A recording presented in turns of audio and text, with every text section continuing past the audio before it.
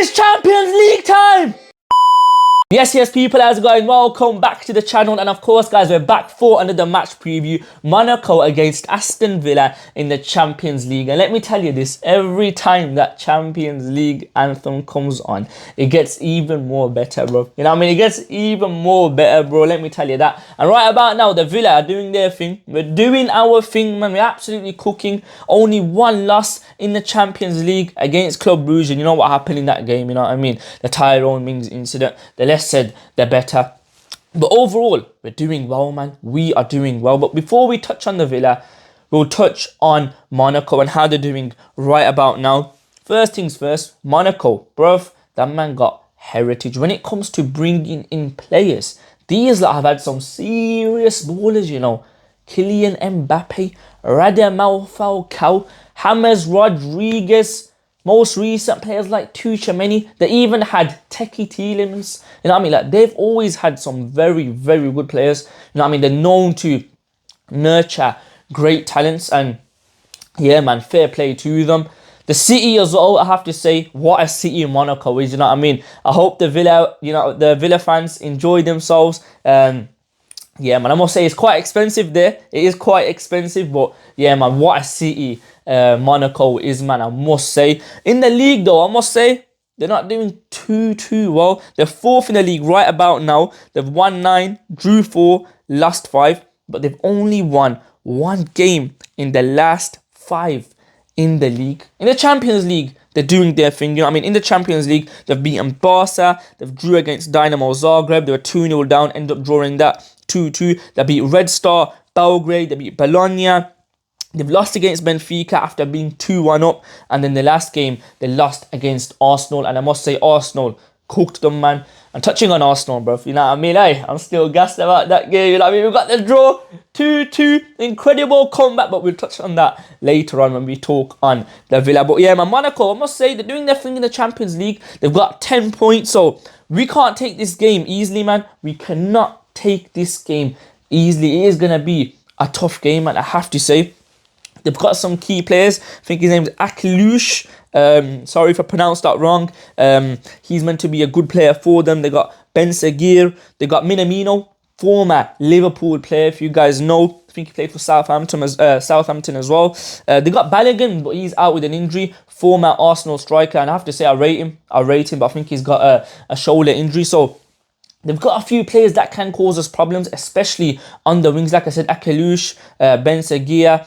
They've got some good players. Dennis Zakaria as well. He's meant to be a good player as well. So they've got a few players around the pitch, and I have to say, we will have to be on our game, man. You know what I mean? I want to get this top 8. I want to cement this top 8 finish in the Champions League. I think if we get a draw, even a win, hopefully, against Monaco, and then we got Celtic next at home. Hopefully, that is a win. And yeah, man, it's looking good for the Villa, I have to say, but yeah, man, we have to take this game seriously. Like I said, now let's talk on the Villa. Of course, guys, we're coming back from the draw against Arsenal. You know what I mean? Their comeback, their passion, you know what I mean? The determination we showed. And these Arsenal, man, absolutely rattled, bro. Like, the meltdowns here have been serious, bro. You know what I mean? They've been jokes. The Arsenal meltdown has been jokes, man. You know what I mean? We ended your man's title hopes last season, and we done it again this season, man. But touching on the Monaco game, people, Villa, we are 5th in the Champions League table, 13 points. And like I said, we should hopefully get that top 8 finish. In the Premier League, we're 8th, 2 points off the top 4, man. So I must say, recently, Villa have picked up form, got the clean sheet against Everton. You know what I mean? We won that 1-0. Then Emirates, the comeback that we showed, 2-2. We just need to build that momentum now. Build that momentum, keep it going. Now, people, let's get into my predicted lineup. Of course, in goal, we're going to go for Emi Martinez. Right back, I'm going to go Matty Cash. Centre-backs, Konsa, Mings. I think Pau Torres, he's still out, isn't he? Left back, I'm going to go with, I think he'll play Luka Dean.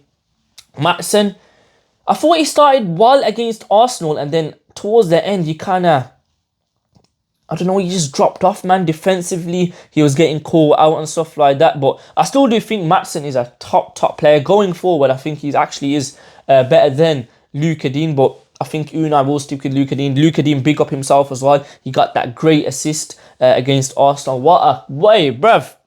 What a whippy that was. You know what I mean? What a cross that was, man. Excellent cross. But yeah, I think Unai will go with Luka Dean.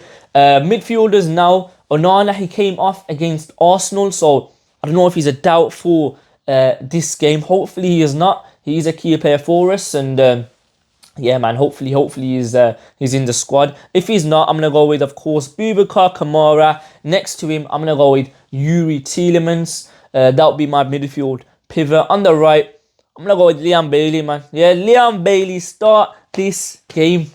Bailey on the right. For me, when Morgan Rogers was playing on the right against Arsenal, he wasn't being as impactful. For me, he's more impactful when he's playing just behind the striker in that central role, when he's picking up the ball on the half turn and running with it. He can't do that as much when he's playing on the right hand side. So yeah, Morgan Rogers for me in that kind of second striker role.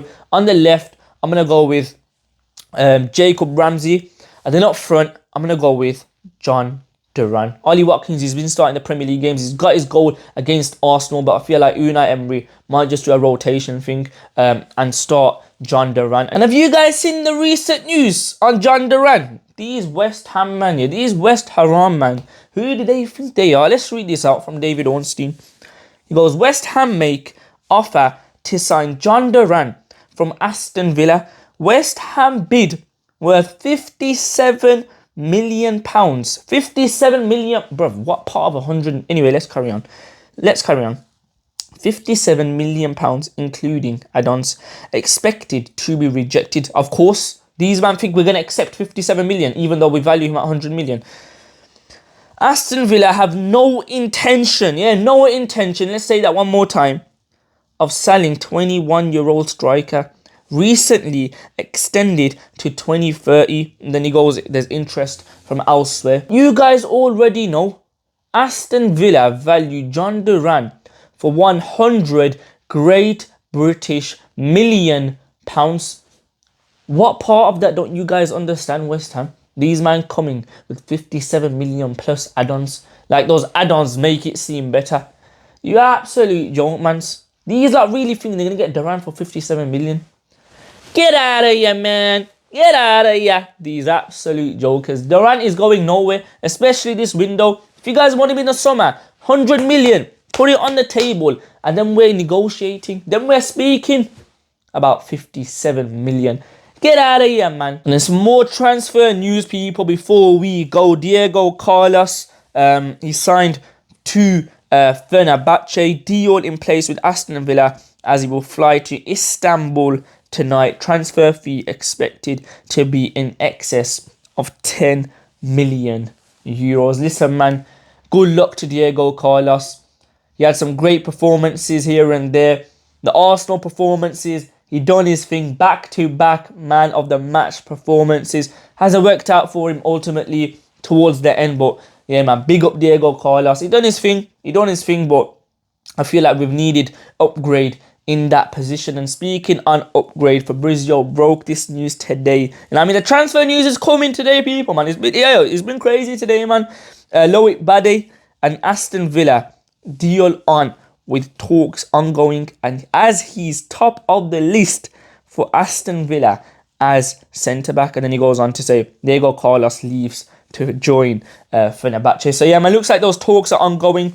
He's on top of the list. He's clearly going to come in to replace Diego Carlos, and what a signing that will be, man. I must say, what a signing Loic Bade will be for Aston Villa, man. So yeah, let's hope that gets done. He's clearly on top of the list for Villa, so they do want him, man. So yeah, let's hope and pray that he comes, man. But yeah, listen, guys, let me know your thoughts on the game in the comments below. What you guys thinking, your score prediction, all of that. Before I go, my score prediction, I'm going to go for, I can see it being a draw, maybe like a 1-1.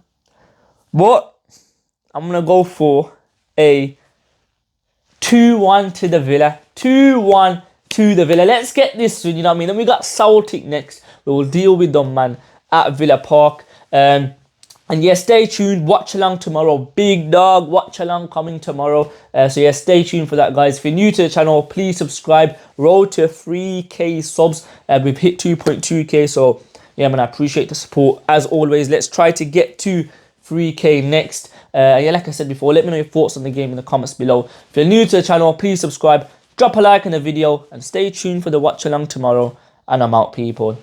Up the Villa.